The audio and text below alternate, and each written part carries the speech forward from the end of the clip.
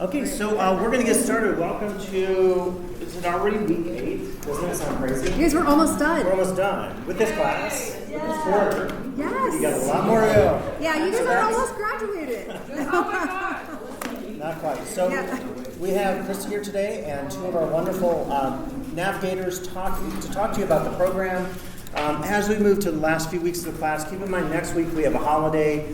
In both my classes, Monday and Tuesday, you'll be doing online work. So just be sure, don't show up because the building will be locked, and you'll do the work for the week to get your attendance credit, do a discussion post, and we'll talk about that later when they're done.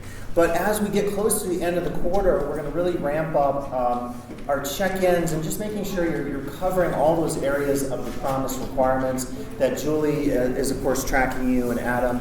And we'll talk about that some more, but keep in mind she has that spreadsheet that details every single requirement that you have to fulfill. But I'm going to pass it on to Cristi. Okay. Hello. Hi.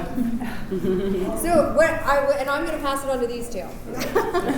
And then they're just going to be here briefly, and we are going to send them on their way. So does everyone know Tony and Celeste? Right? Yep. Okay, what do you have to say? Basically, these are our peer navigators. So we have 5 peer navigators now. And raise your hand if you know who your peer navigator is. So some of you don't, and this is why they're here, because this is one of the criteria for being in this program is that you connect with your peer navigator. And when you guys signed your contract, what we said is we're going to contact you through email. And so if you haven't been contacted, these guys they've all reached out to you by the email you provided to us. So now it's on you. Okay, you guys have to be making contact with them. You sent out an alert or an invitation to join Remind. Right? Well, I'll let you guys say it. It's more exciting coming from you. So yeah, we have your emails, contact number, and we also did Remind to kind of make it easier. It's attached to your phone number. So if you guys aren't signed up with that, check your email. You might get an invitation for that. We also just want to say if it's not, or your clutter, that if you're unsure, like your status about like if you've turned in your progress report or if you've attended any events, just come by, stop by the office, and we can check that for you. And then we have some here. So on November 12th, we're having an event where you guys can come in and register for your classes for your fall quarter, or your winter quarter, sorry. Winter and spring. Spring. We're registering for winter and spring. It will count as one of your required events for the winter quarter, because you got to attend 2 events. So yeah, basically we just want to remind you guys, if you're unsure, stop by the office. Yes. One per quarter, twice per Cristi. It's one per quarter. It's one event. One event. It's one per quarter, so you guys have to do one event. So like if you came for the Coyote Kickoff or the Promise orientation, like those all count. And then if you did like one of the workshops with Beth, if you've done that, like the, what was it? What did she do?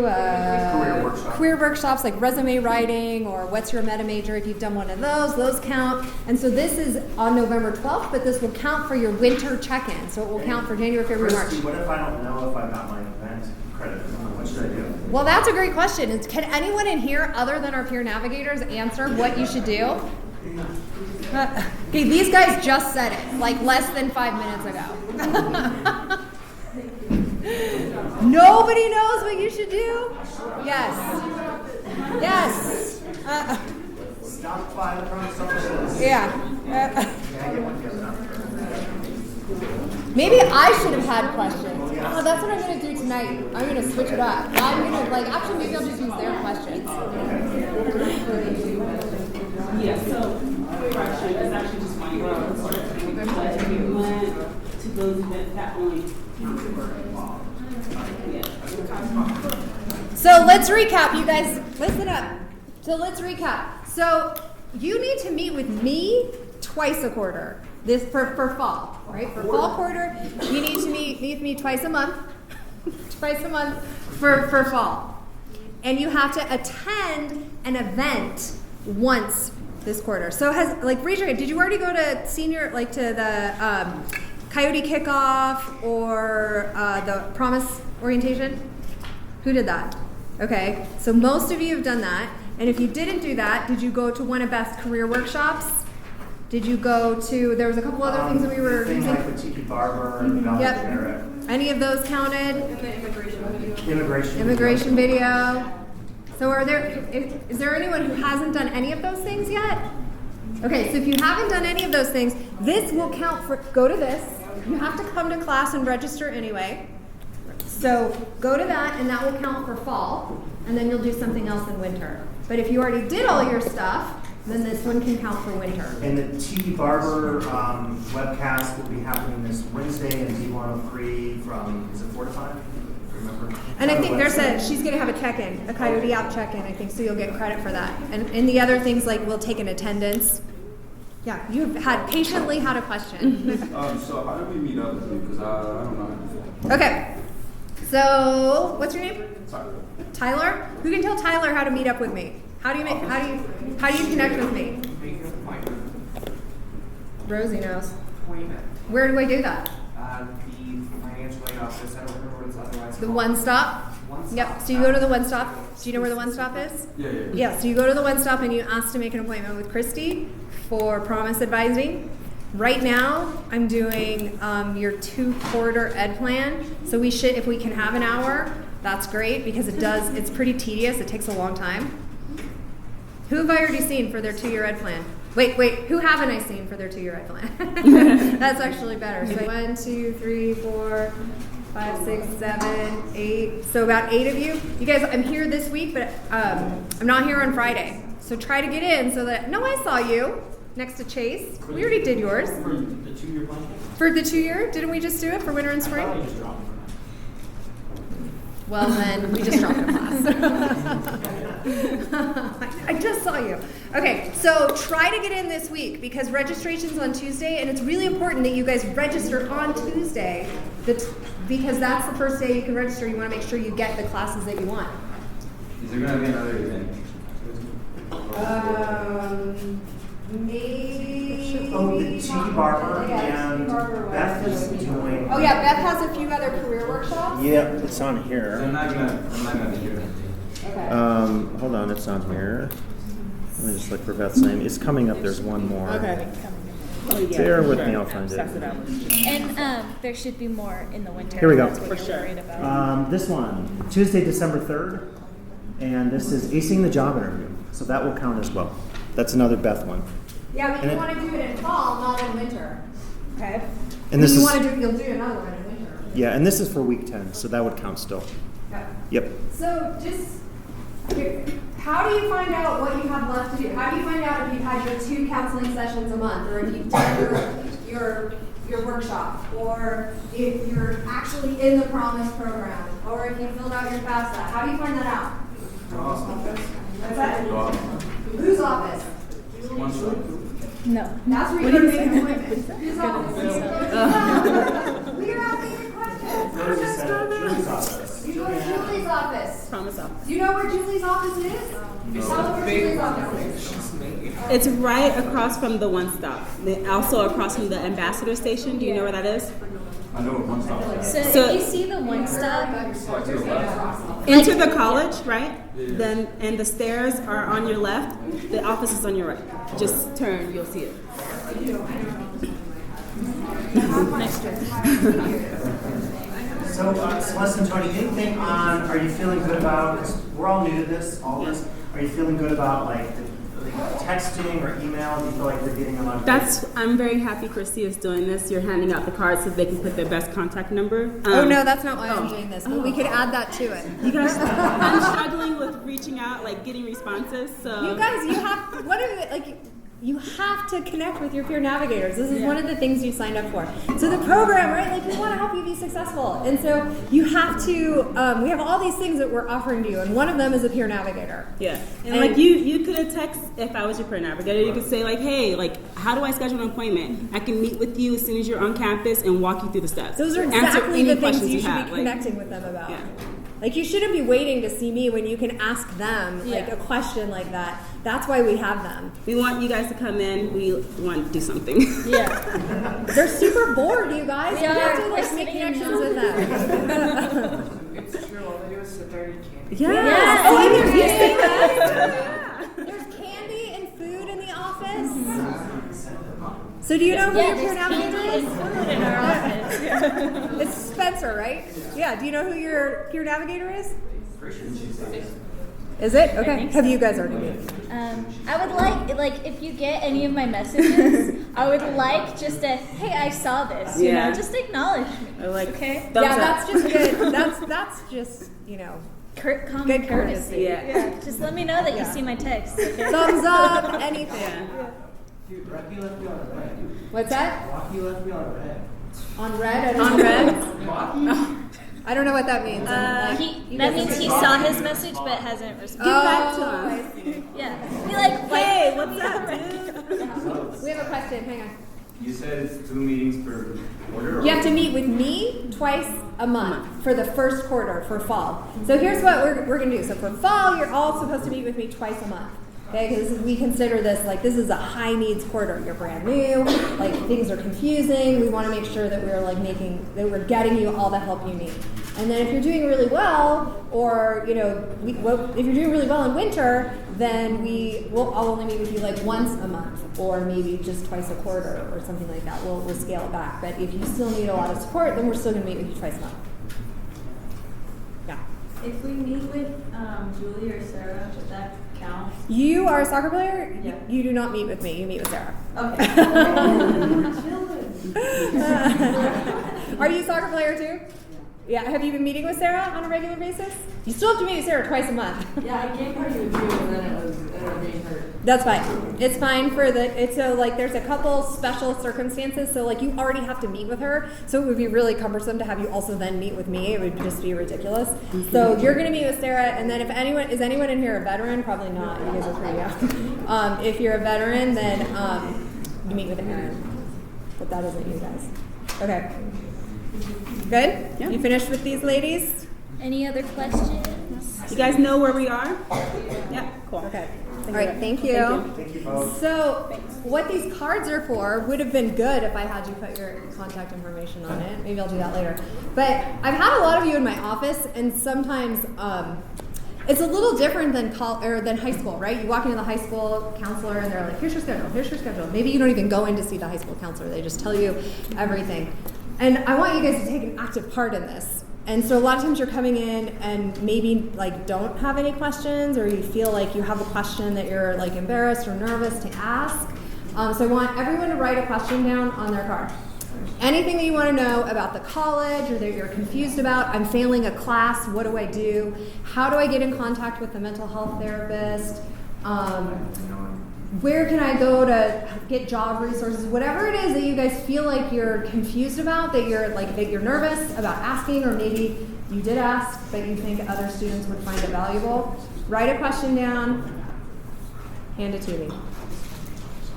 You can put them all together. Don't write your name on it though. You keep it anonymous.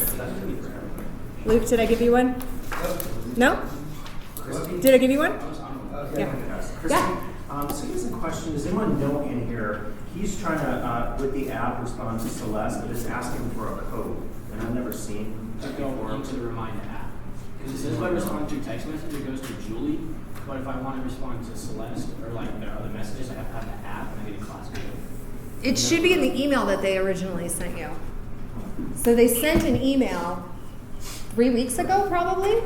So go back through your junk if it's not in your regular email. And if you are you forwarding your email from your LTCC email? Do you know? No, I just checked both. You just check them both. Okay. So you probably have to check in both of them, and then that's where the code is in the email. But if you can't find it, then just run down to their office. Yeah, thank you. Yeah. Thank you. What if you don't have a question? Well then. I was going to draw up on you. What's that? You have two? I was going to draw up on you. Okay. Who doesn't have a question? Rosie doesn't have a question? Oh, okay. Well, then I guess you don't have a question. But then you get the benefit of listening. Then I'm going to make you answer. Actually, then I'm going to have you answer some of the questions. Oh, yeah. If you know all the answers, then you get 2 installments. So we're talking financial aid. We're talking Pell Grant. So there's different types of financial aid. So some of you are getting. You get all your disbursements at the same same climate, it's twice during the quarter. So the Typically- first one's usually October. Typically, it should be twice during the quarter. Pell Grant is free money. So if that's what you're talking about, free money comes to your bank account twice a month. Okay? The other stuff, like the fee waiver, any of that, that's not reimbursed to you. That is just covering your tuition. But the Pell Grant, and the amount you get varies. So some people might be getting $8,000. Some people might be getting $4,000. It's not universal. Not everybody's getting the same amount of money. So what was the last one that was dispersed? Because I just got like a disbursement on the this one. You just got Just You should have just got your second one, but if some of that depends on if all your paperwork was in order at the beginning of the quarter. Pell Grant? Pell Grant? Yeah. Is that what you said? Pell Grant comes twice. It should come twice a quarter, but if all your stuff wasn't in at the first disbursement, which was the second week of the quarter, then you would get it all at once in the second part of the quarter. Good. That was a good question. And also, you can always go to financial aid. Financial aid always has drop-in appointments. So you can go to the One Stop. Anytime you have a question about financial aid, you can walk into the office and ask a question. Okay? How do you apply to work at the college? So this is also a question. So there's two ways to apply to work at the college. One is through federal work study. So if you're getting financial aid already, then go talk to Naomi, and she can help you, try to help you get a job on campus. And if you aren't getting federal financial aid, then you should go to Human Resources and you can fill out an application. So we have an application for tutoring or for any type of aids here on campus.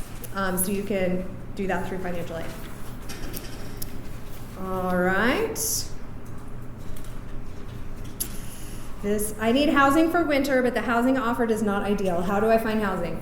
So this is the maybe number one problem of South Lake Tahoe, just in general, not even just for our students. So we do know that the housing here on campus, or it's not even on campus, but we do know that our campus housing is brand new, and so there's a lot of things that need to be worked out with our campus housing. And I think there's a few students in this room who live in our campus housing that could probably attest to that.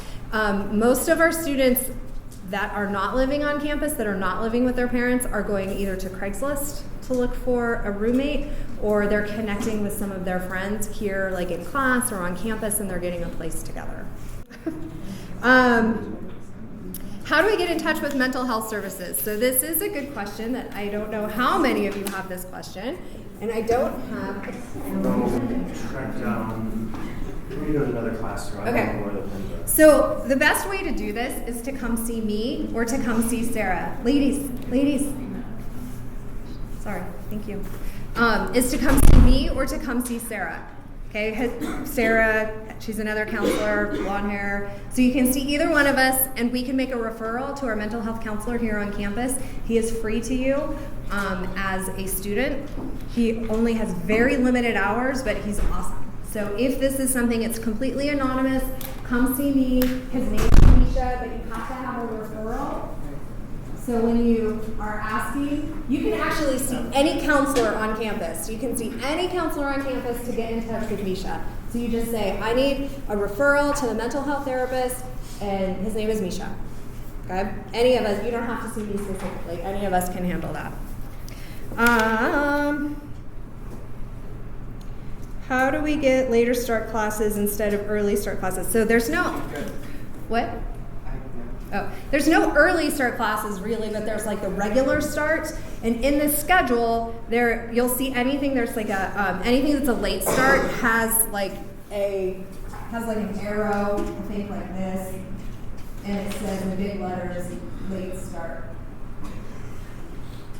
And when you come to see me, if you want a late start class, is this because, well, I don't know, I don't want to call you out, but if this is because you had to drop a class and now you're trying to get a class back to remain in 12 units to stay full time, most of our late start classes have already started, and so you need to come see me like immediately so that we can try to get you in work experience to make up for those units. And that's what we've done for a lot of students who had to drop a class for whatever reason. We're putting them in work experience. You can get college credit for your job, for working your 40 hours a week or your 10 hours a week or whatever. Some of you are doing it in here.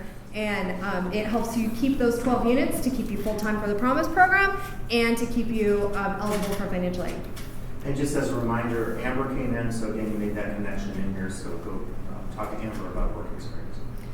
Amber is who you would talk to, yep. What is my status in the Promise program? I don't know off the top of my head, so can anyone tell us, how do you find out your status? Spencer, I know you can. How do you find out? I'm calling you out. How do you find out your status in the Promise program? Nope. Close. You go to Julie. Julie has this, will tell you what your status is in the Promise program. If you need to see me for your second appointment, then you guys, that's where you go to the one stop. This counts as one of your appointments. Yes. That's why it's awesome that you came to class. This counts as one of your meetings. Okay.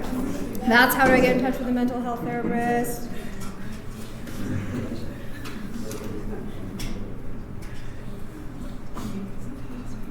How do I learn more about social activities? So how do I learn more about social activities? Peer Navigator, where should I go? So again, go see Julie. So what you might not know is Julie has been our student life coordinator for the past 5 years. So, and she was also our advisor for student government. So definitely when you go see Julie to check on your status, you can talk to her about what other types of clubs or programs are available on campus. It's also in our catalog and on our website, but I can also answer those questions for you too. And maybe this is a good question that I can bring in next when I come in 2 weeks. That meant I only had to meet with you one time. Okay, yeah, so this is right. So I thought that when you came in the counseling class, that meant I only had to meet with you one other time. That is true. So this is one meeting, and then you do one more with me. Per month. Right? Per month, yep. Funny. She's going to be an elementary school teacher, so that'll come in handy. How am I doing today? This is a good question. Thank you. I'm doing great. How are you today? Same one. I'm confused about the financial aid award letter with Bank Mobile. I have no idea how I would claim the award. Okay, so come talk to us after, whoever this is. Come see me or ask to see America in financial aid. And we'll get you set up with your Bank Mobile. So Bank Mobile is an award letter, and probably a lot of you have already done it, and they directly deposit the Pell Grant right into your checking account. So come see us and we'll take care of that. Ask to see America. Okay, good questions. I know these ladies, are you dying to have me answer your question? You didn't even fill it out. Did you fill it out? Let me take my notes.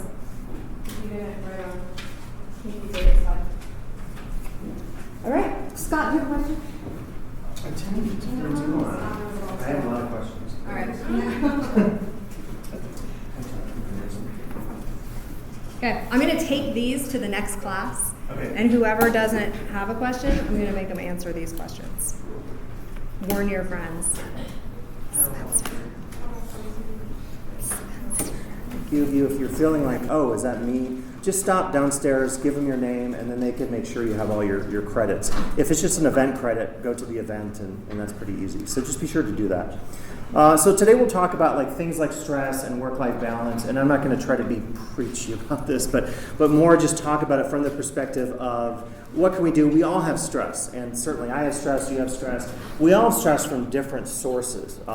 If it's stress from work, if it's stress from relationships or family or even your pet. I mean, sometimes it's even hard losing a pet, something like that, or having a sick pet. It's hard to say what causes stress. I won't show you this again, but early on we had this list of things that anyone can do. This was from a psych class, and some of them were a little kind of silly, but some of them were as simple as pet a cat or a dog. And when Melanie came in and talked about therapy animals, she was trying to really say that that's one thing they try to do in the library.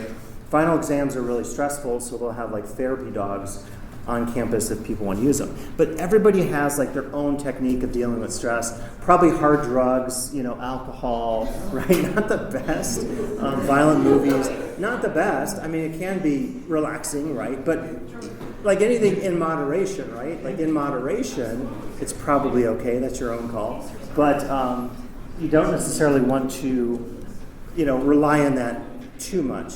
So we also get this stuff, and let me just show you this because some of it's important, and relative to just people's mental health. I don't think we should take it lightly that college is super easy. I think sometimes we do. Sometimes we assume that like, well, you know, we've paid for everything in your promise program, so it's a piece of cake. Not really, right? You still have to manage your life. You still have to figure out housing and a job. Those of you, quite a few student athletes in here. Student athletes have to balance job, life, sports, and academics. So like we think like over time that's going to get easier, and actually maybe it gets a little harder.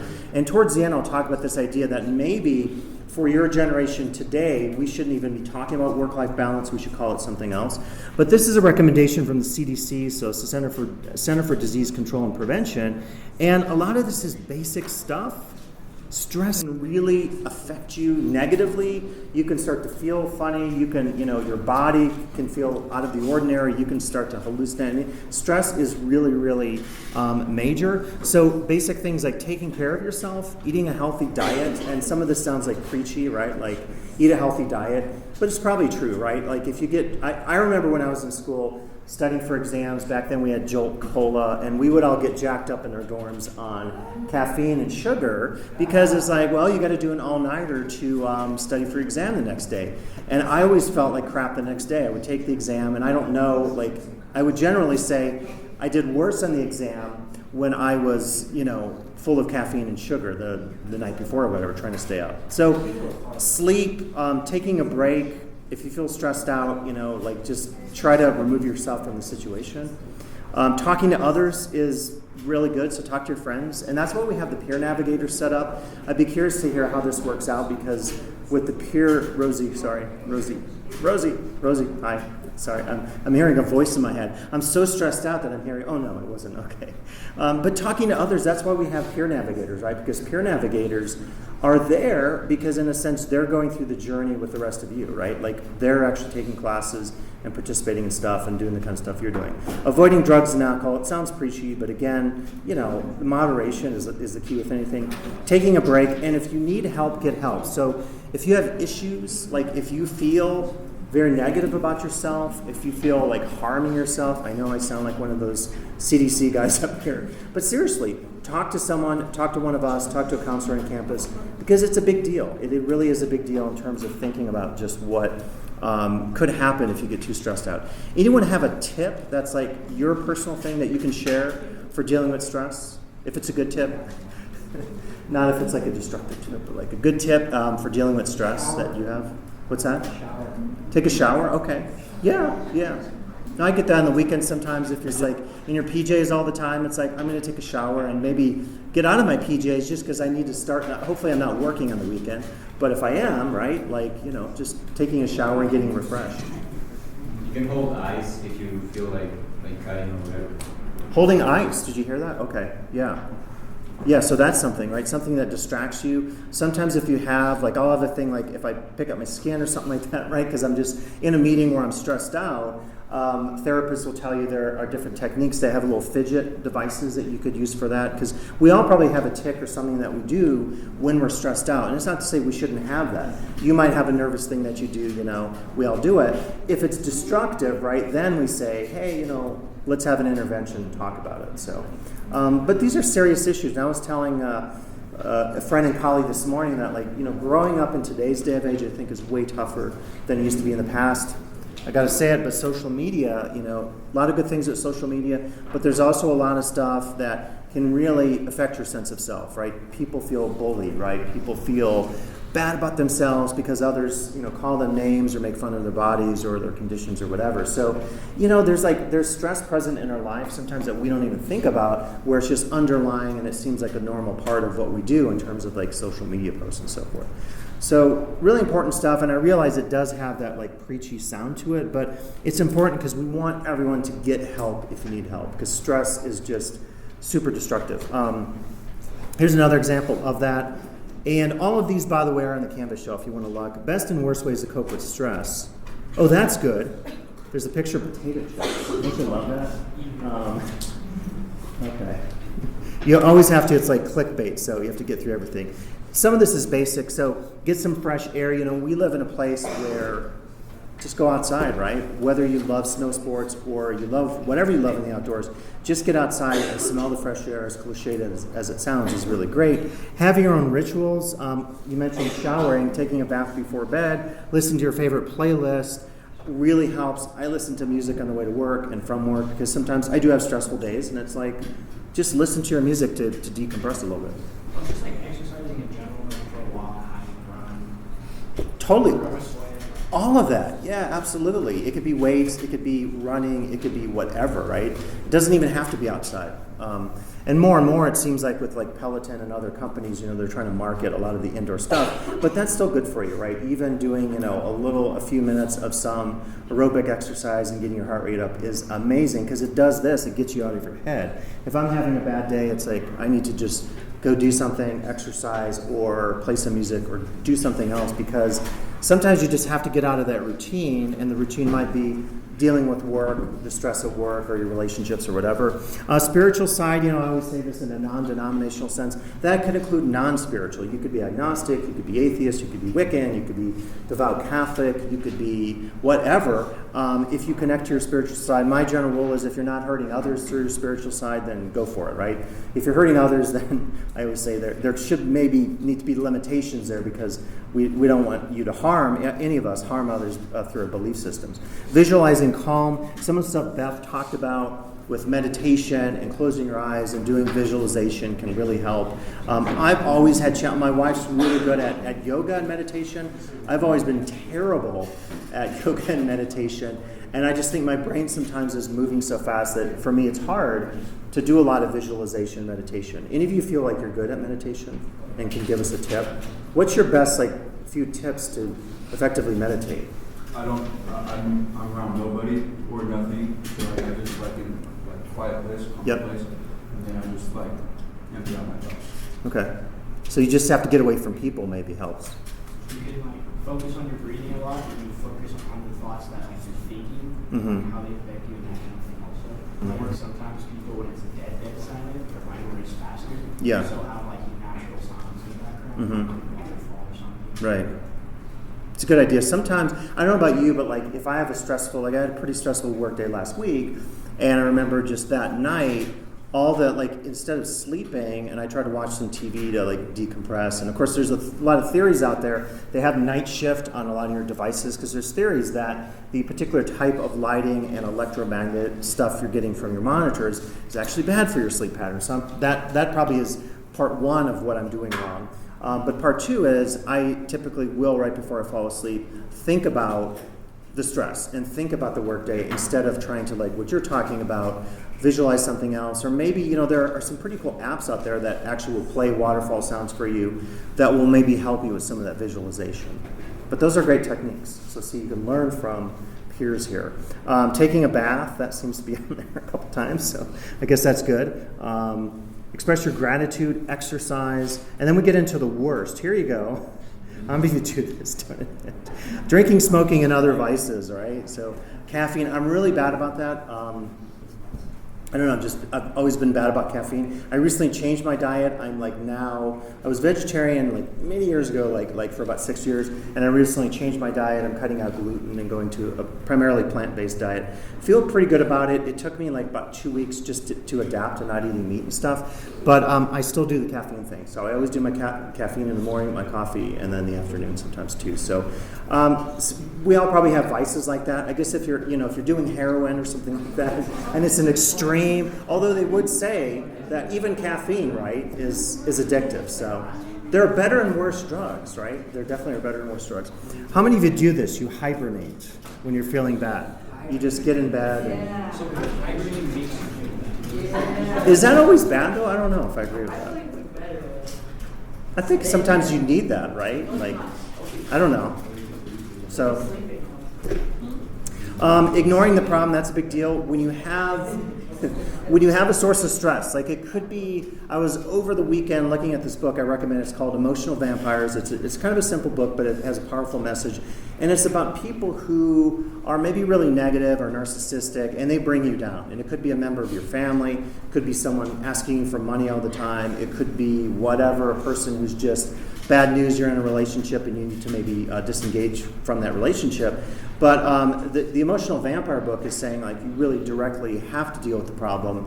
And what they say in there is you avoid those negative people, you avoid those narcissistic people. But just ignoring a problem doesn't help any of us. Dwelling on the negative, I do that with the best of them. Sometimes I think when you have something bad happen to you at work or in your life, you maybe tell your friends, family, partner, people that you know very close, and you tell them the same thing over and over again, and sometimes they get tired of that. So, and then of course, eat your feelings. Oh, that's why there were potato chips. It was a bad example. No, it makes sense. So you shouldn't eat through your feelings. Or eat your feelings, right? So a lot of us, I think, probably guilty of this. We live in a society where it's like an instant gratification society. You go in the grocery store. Ever since I changed my diet, I go into any grocery store and like most of the stuff is like bad, right? And there's this whole thing where if you move to the outside of the store, it's generally the better stuff for you, like vegetables, whereas interior is like a lot of frozen processed foods and Pop-Tarts and that kind of stuff. But it's very easy to use food, and it goes both ways with eating disorders, right? Like it could either be you don't eat enough food or you eat too much food. I mean, it's really, again, like I said, with drugs, it's about balance for sure. Anything else that's not on the list that's good or bad that you would think of to add? I think those are actually pretty good tips, and they're not like super preachy. I think they're pretty decent tips. Yeah. Almost like a stress reliever, if like you're super like anxious, like angry or whatever. A lot of people will say just go out in the forest and just like screams like Yep. just like let everything out. Yeah, I've heard people say that, or like a punching bag, or they have these little things like they're little, not like a plush toy, but you like squeeze it really hard, and it's a way for you to like express your frustration. Or even like take a pillow and start pounding out and screaming. It could be kind of weird if you live in in a dorm or something, but it could help. It could help. It totally could be weird if you start screaming in the middle of something. But so here's like the work-life balance tips. And some of this stuff, I feel like it's so specific to who you are, what your job is, where you're at in life, that it's almost like the tips are good, but I feel like it's so, we're all different in terms of how we're living our lives and what we're working at, our educational situation. Do we have children that we care for? Do we have a spouse, a partner, an elderly person, a parent who we help out, or health, or whatever? So things like letting go of perfectionism. The unplug one, I feel like that would be really good. Sometimes, any of you ever get in a fight on social media? Has that ever happened? Right? It does happen. You get in a fight on social media, or you break up with your partner or your ex, and then you're like on social media and trying to spy on them or something like that. There's a lot of negativity that comes into that world, whether it's Instagram, Facebook, TikTok, and they're saying now TikTok might be a scam. It's like the Russian government is trying to infiltrate our lives, right? So, did any of you do TikTok? Create your own dancing video. I don't know, but some of that stuff. So unplugging is definitely a thing we should. Any of you try that in your everyday life? Do you actually unplug? It's just because we're so reliant on our phones, right? We are so connected to our devices. It's pretty crazy. So it's a possibility to unplug, exercise and meditate, very similar to what we talked about. Limit time-wasting activities and people. So this is kind of like that book, Emotional Vampires. So if you have someone who always brings you down, they're always negative, or they're draining you, or they're always making weird comments to you at a party or something, where they like are saying things that are, backhanded compliments or very negative things, to maybe limit your time with those activities or people. Now, if it's stuff you have to do, like if it's class or if it's work, obviously you have less choices there. A lot of us have had jobs in our lives where it's like you enjoyed the job and you made okay money, and then you hated the job, but you needed that job for money. So it's something that really depends on where you're at in your life as to whether or not you could unplug from those people or situations. Change the structure of your life. So I mentioned like changing a diet, like I'm going through, or there are other things you can do. If you start a new job or start a new class or whatever, it's always like that adaptation to change can be a little difficult. And start small and build from there. So hopefully that is something we can all take to heart. Those are very general though, so I don't know if those work for you. Now here's another one that actually says, give up on the idea of work-life work-life balance. Despite the pressures to have it all, many workers feel like they're failing both in the office and at home. And so what I discovered recently, maybe this will play. Let me see. Someone this morning told me the sound isn't working in here. If it doesn't, watch this. It's on the Canvas site. So they're suggesting, it's actually kind of cool. So they're suggesting that this whole idea of the work-life balance maybe applies to people my age or people 10 years older than you are and so forth. And what they're saying today is actually, it's not about work-life balance. It's just like realizing that everything's interconnected. So if you're working at your job or you have your phone out and you're checking your social media updates, that's just kind of part of who you are. It's part of your life. It's the new normal kind of thing. And so we should maybe give up on this old-fashioned idea that there's a way to totally balance your life out in terms of your work obligations, school, athletics, friends, family, and so forth. Do you think like the whole work-life thing is kind of overrated? Do you think of it that way? Or do you just think of it as like this continuous time that you have, and sometimes you're working, because some of your jobs, technically, like you could be doing telecommuting or doing something online and working on a job, like doing web development, and you could literally be anywhere in the world doing that. So it's like work itself has changed a little bit. So I don't know. Do you think about work-life balance, or do you think about something else? If so, what's that something else? What do you call it? I don't know. How we're underpaid and like overworked and stuff. Yeah, so that's just that's a bad reality of where we're at now. I was talking with a colleague today who, Michael Laughlin, you might know him, he teaches English, and he started, great professor. He started years ago. He used to deal, it was either baccarat or blackjack or both at one of the casinos, and he was just saying, living in San Francisco years ago, and he said, I was able to afford a studio apartment making minimum wage. Nowadays, as we realize the reality here, the rents are crazy expensive. We're creating a community basically that's catering to the uber wealthy, right? Millionaires, multimillionaires, and we don't seem to care so much about younger people or people who are just struggling to, live off minimum wage, and they're not living wages. And that's something that is, I think, a national crisis where it's just so expensive to live anywhere, unless you want to live in Barstow or Weed or somewhere like that, right? But to live in South Lake Tahoe, I mean, it's super, super expensive. So any tips on that, what you do as far as trying to find a way to afford living here? Is it possible? What's that?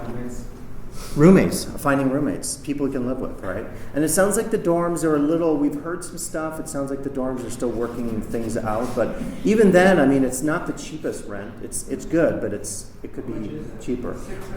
$675. It includes utilities, and it's typically it's 2 per room, and you have a shared kitchen. They're really nice. I mean, if you toured them, if you get a chance, they are really nice. So here's another video that I can't show you. It's a TEDx. It's really good. I recommend it. You can watch it online.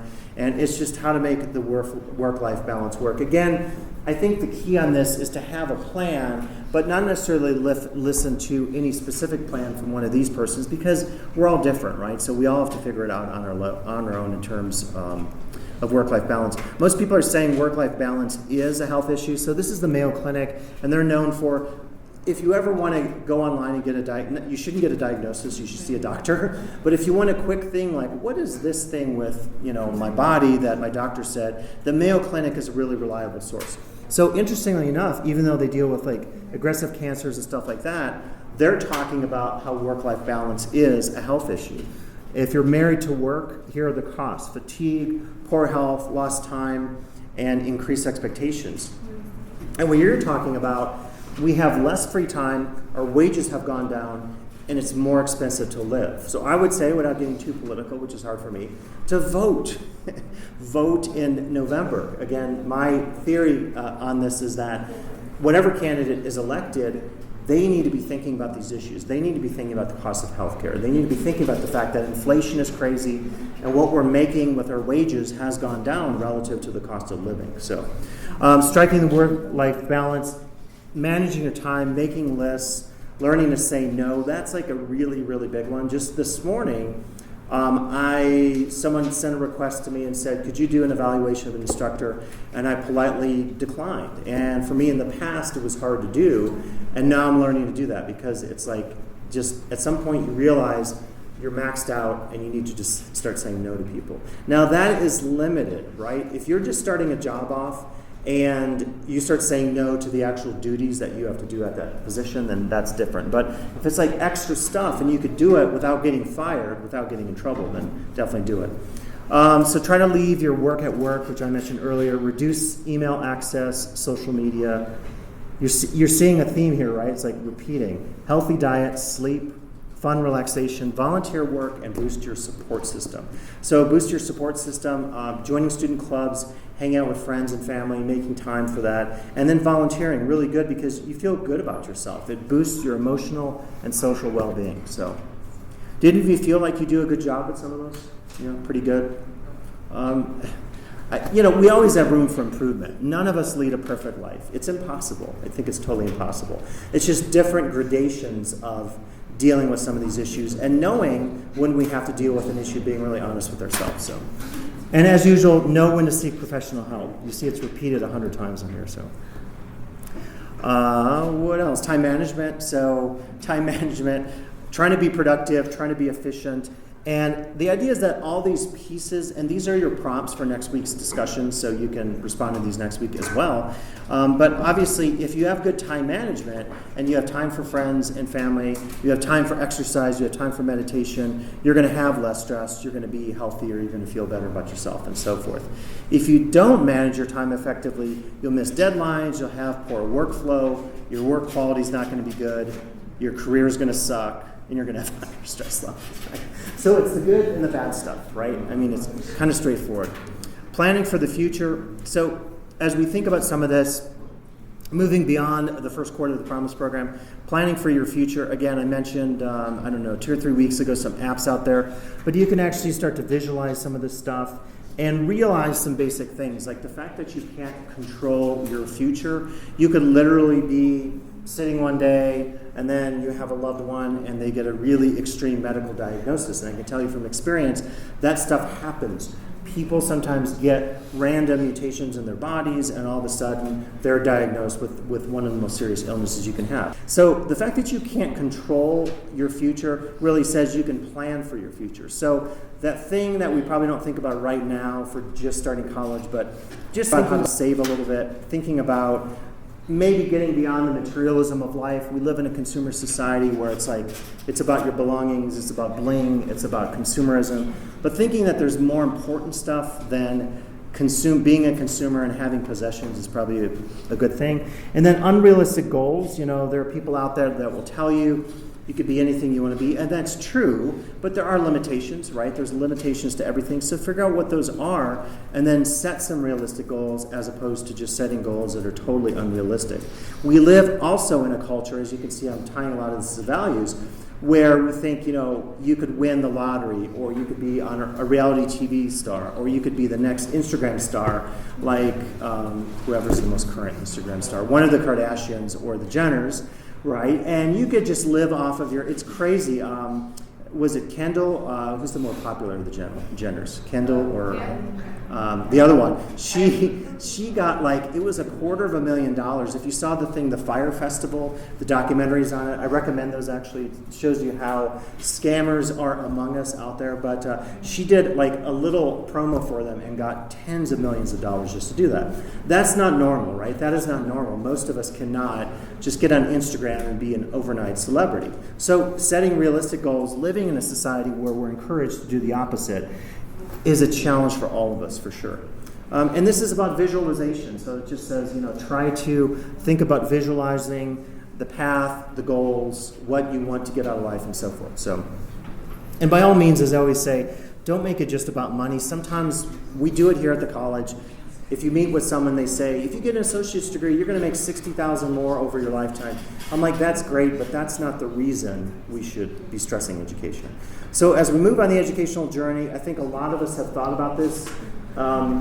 Is college worth it? This is something from one of my sociology classes, and at the time, the economy was probably better than it is today. And so I think there's a lot of people out there, naysayers, who would say, if you really want to do something, don't go to college, do something else because it's going to be too expensive. I think with the programs like Promise and there are other programs out there like this across the country, we're hopefully going to take away that excuse. Now, again, you still have to do the work, and you still have to say, like, this is worth it for me to see the finish line, because it is going to be expensive. Even if we're paying for every single thing, which we're paying for a lot of things, not your housing, you still have to put in the time. And sometimes it's like, oh man, I don't want to take a math class, but I have to take a math class. Or I don't want to take the promise class, and I have to take the promise class. We've all had our version of class like that.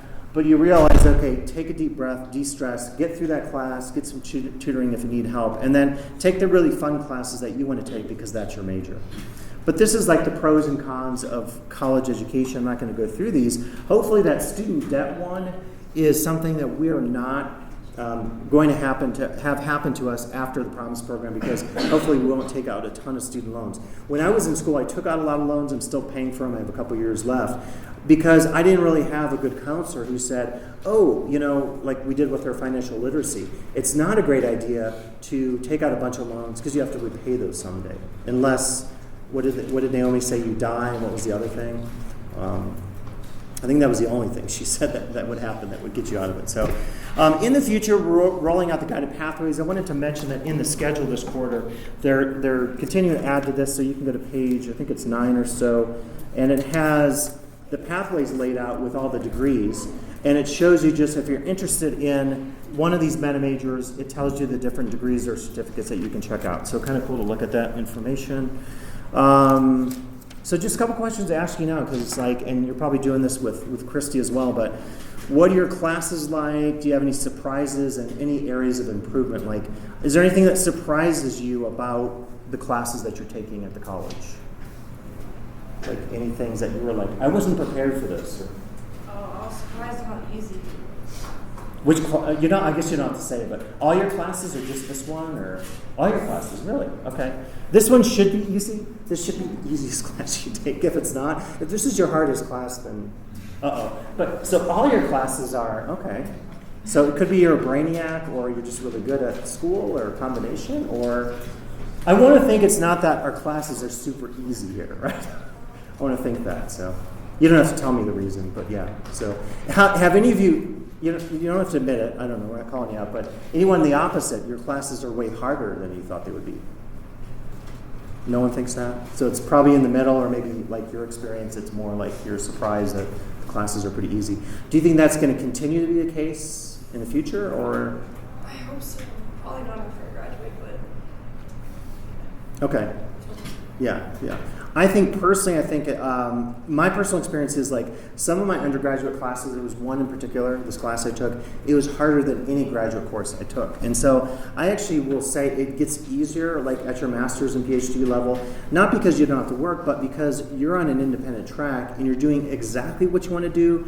Whereas when you're an undergraduate, whether it's community college or a 4-year CSU, UC, we're loading you up with all these classes you have to take. Now, hopefully, because of guided pathways, we're going to eliminate unnecessary classes that you maybe are told to take or you don't want to take. But yeah, I mean, I think undergraduate experience can be really challenging, particularly because you're balancing a lot more than typically you have to do when you're a graduate student. So any areas of improvement that you would think of in terms of your classes? Anything that like you're like, I need more help, or I have to change my behavior a little bit to get better at my classes, get better at math, get better at English, anything like that? Areas of improvement, to be honest. Or any of you in a class that has an embedded tutor that you would share, is that working out? Because we're always, evaluating. Embedded tutors are kind of connected to Promise, not totally, but it's something we rolled out through our student services efforts. So anyone, can you offer if the embedded tutors are working out or not? And you don't have to tell me the class, so we won't like narc on anybody, but anyone have anything to say about whether maybe no one has an embedded tutor. It would be an English class if you have a class with Julie Ewing, Michael O'Loughlin, who else? Maybe Wynn Walker, Larry Green, so you might not be in any of those classes. So here are some values to think about as we sort of close out this discussion of like maybe moving forward. So things like self-reflection, again, being really honest with ourselves. If we need areas of improvement, figure out what those are. And it doesn't change when you get older. You're always thinking about this. Thinking about strategy, Julie really, I think, has that on her radar when she said, like, think about getting to the finish line. C's get degrees, she said. She's very blunt, and I don't know if I, like, that phrase, but it's a phrase that's very much focused on strategy, seeing the finish line and figuring out how to get there. Motivation is a big key. Certain classes you're just not motivated for, and that's fine. We've all been there and done that. But try to be motivated to see the big picture. If you hate your stats class, or you hate your anthro class, or hate your psychology class, that's okay. Get through those classes and then focus on the classes that you really want to enjoy for part of your major or your meta major. Having focus, of course, is big. Honesty goes along with self-reflection. If you need help, you have to get the help. We can't tell you, you got to get help or whatever, because that just becomes preachy. And then seeing the big picture, because seeing the big picture is where this all ends. If the big picture for you is getting a certificate or getting into the workforce or getting a degree, whatever that is, then focus on the big picture and see this as, start of that journey, but not the end of the journey. And it is about a life journey. Again, for week 9, we will have our discussion. If you run into troubles, we're ending today. If you want to follow me back to my office or see me in B101A, I can get you set up on Canvas. Hopefully you know where to go. Did you have a question in the back? Or? Yeah. Are you doing your sign-in sheet at the end? No, I'm going to collect, and actually, that's it. We're on week 9, which is next week. So I will collect your cards from you, or your pieces of paper, sorry. And that is it. So please do the work online. I won't see you next week, so do it online, and I will see you all virtually on campus.